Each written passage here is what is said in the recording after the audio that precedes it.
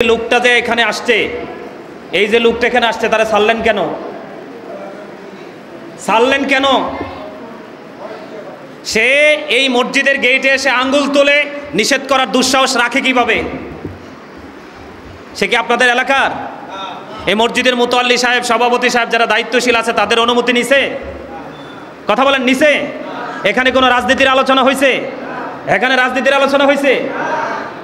মুদ্রার এপিট ওপিট একটা নাপাক মানুষকে পাক মানুষের সাথে যুক্ত করে শুধুমাত্র সুবিধার জন্য, এটা কি ইমাম সাহেবের বলার অধিকার নাই? আর জোরে বলেন, আছে না নাই? আমরা মূর্খার মতো থাকতে থাকতে আজকে অবস্থা। এই লোকের বাড়ি কোথায়, ওরা ধরে আনেন। আমি কুমিল্লার সন্তান, আমি রংপুর, পাবনা, বগুড়ার ছেলে না। এত বড় দুঃসাহস দেখায় কি করে? মসজিদের ভিতরে সে ইমাম সাহেবের দিকে আঙ্গুল তুলে কথা বলে। আপনারা ওরা ছাড়লেন কেন? কথা বলেন না কেন? আপনারা সবাই এখানে মুসল্লিরা আছেন না? সারা বাংলাদেশ তোলপাড়। সাধারণ মানুষের ঈমান নিয়ে ছিনিমিনি করবেন, আপনাকে তো এই অধিকার দেওয়া হয় নাই।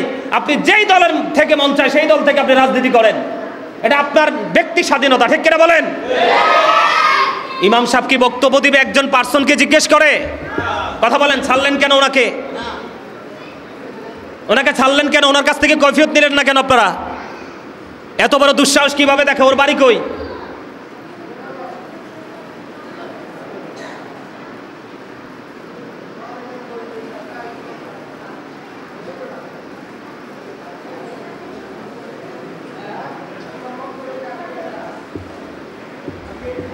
সম্মানিত উপস্থিতি, আমি আপনাদেরকে আবারও বলছি বিনীতভাবে, সুন্নিরা রাজনীতি করে না।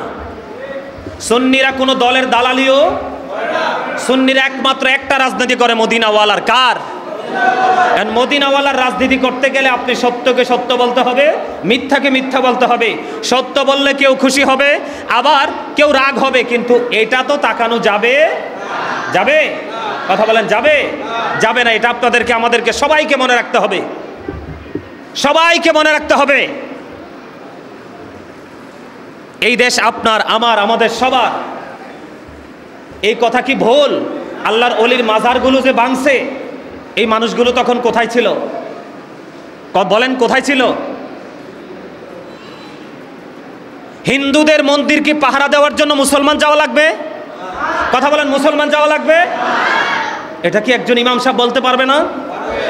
হিন্দুদের সুদ খাওয়া, দেওয়া, নেওয়া, সাক্ষী থাকা, লেনদেন করা যেমন সবাই সমান অপরাধী, ঠিক মূর্তি বানানো, মূর্তি পূজা করা, মূর্তি পুজোকে সাপোর্ট করা, সব সমান অপরাধী। আপনি এটাকে বৈধ বলবেন কি দিয়ে?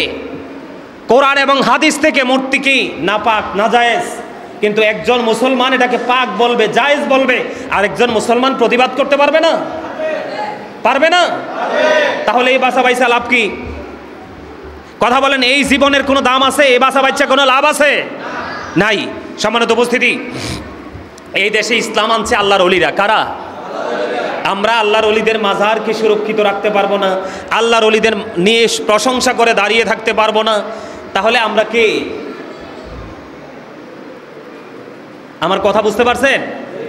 সবাইকে আমরা আহলে সুন্নাত ওয়াল জামাত আদি থেকে এই পর্যন্ত, সাহাবাই কেরাম থেকে এই পর্যন্ত কেউ রাজনীতির সাথে যুক্ত নাই। কেউ রাজনীতি করে না। করে? কেউ রাজনীতি করে না। কিন্তু সুন্নিরা কখনো সত্য বলতেও পিছপা হয় না। আপনি মানেন বা না মানেন সেটা আপনার ইখতিয়ার, কিন্তু একজন ইমাম সাহেবকে বলতে দিবেন না আপনি? কথা বলেন, দিবেন কি দিবেন না? আপনাদের এখানে সুদের ওয়াজ হবে, ঘুষের ওয়াজ হবে, কত রকমের ওয়াজ হবে। এখন কেউ কিন্তু রাগ হবে। রাগ হইলে কি ইমাম সাহেবের উপর চড়াও হইয়া কি মাইক বন্ধ করে দিতে পারবেন? কথা বলেন, পারবেন? আপনি আজকে হয়তো খারাপ লাগবে, 1 বছর পরে, 6 মাস পরে হয়তোবা আপনার এই ওয়াজটা আপনার ব্রেইনে কি আছে? সেট আপ আছে। কি আছে? ব্রেইনে কি আছে? সেট আপ আছে। আপনার ব্রেইনে এটা রেডি করে রাখছেন। আপনি কি করে রাখছেন? কিন্তু 6 মাস পরে আপনি কি করতে পারবেন? এটা মানতে পারবেন? কি করতে পারবেন? এই এই আপনারা কোথায় যান? এই সবাই বসেন।